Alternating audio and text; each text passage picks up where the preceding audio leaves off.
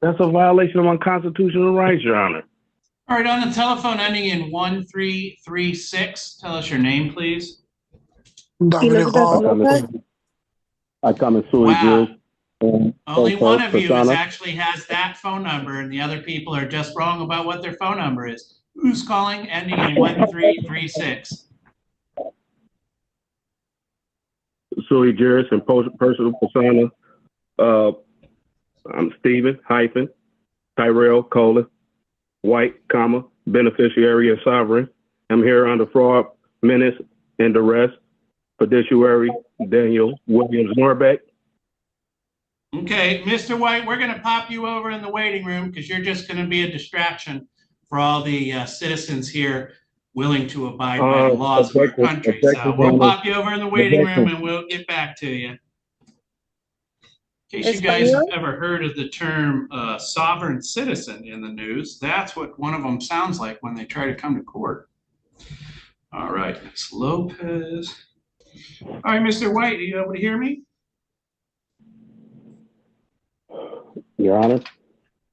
All right, I'm going to read this to you so you understand what you're charged with.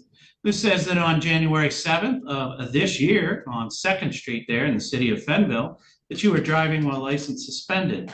That is a misdemeanor. It's punishable by up to 93 days in jail and or $500 fines and costs. Do you understand your charge? Objection, Your Honor. I do not understand my charges or okay. I'm going to mark you down as not guilty, and we'll set you for a jury trial. You can continue to. Your Honor, Your Honor, you practice in front of bench. You practice in front of bench. That's my job or my attorney job. I'm sui juris. I'm appropriate person. Okay, Mr. White, I don't know where you read the stuff that you're saying, but it's legal nonsense. It means nothing in a court of law. So if you're not willing to state that you even understand or recognize the authority of the court, my options are I can make you come in for arraignment and not give you a PR bond, and then you'll have to post bond to not sit in jail. You want to do it that way instead? Right now, if I get through arraignment with you, I'll give you a PR bond. Mr. White? I'm asking you a question. What's the question, sir? I'm not arguing with you, Your Honor. I just want you to hear me. Okay, but I don't want to listen for 20 minutes. Go ahead and ask your one question, and we'll start there and see if it's a real question. Am I on the record? Yes. It's not going to take 20 minutes, Your Honor. I give you my word. Well, you said you have a question, sir. What's the question you want to ask? Is this criminal or is it civil? This is criminal, sir. It's punishable by up to 93 days in jail and or $500 fines and costs. Hey, if it's criminal, can I ask to dismiss the charge? Because at this point, the prosecutor, there's no sworn testimony. There's no sworn. It's because this is just arraignment, sir. What you're talking about is trial. That would be several steps down the road.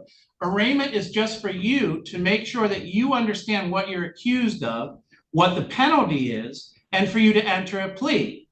You're accused of driving while license suspended. I read to you what the possible penalties are, and I asked you if you wish to plead guilty or not guilty at this time. No, Your Honor, I'm a beneficiary and I'm a sovereign. I'm here under fraud, menace, okay, sir. Those sentences don't mean anything. They have no legal meaning whatsoever. It's guaranteed by my constitutional I've indicated that since you can't understand arraignment, I've entered a plea of not guilty on your behalf. I've set you for a jury trial.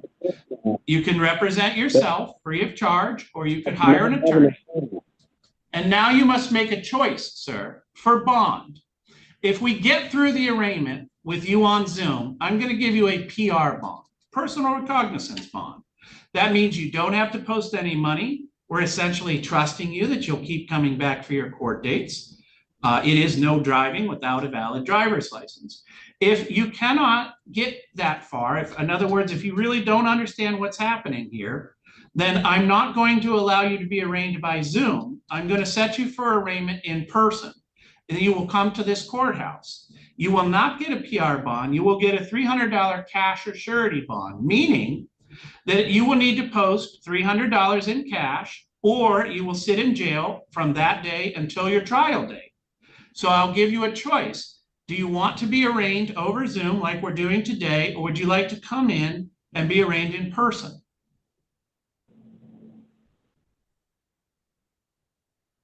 Well, I object to all this, Your Honor, because at this point, I don't even understand the charges.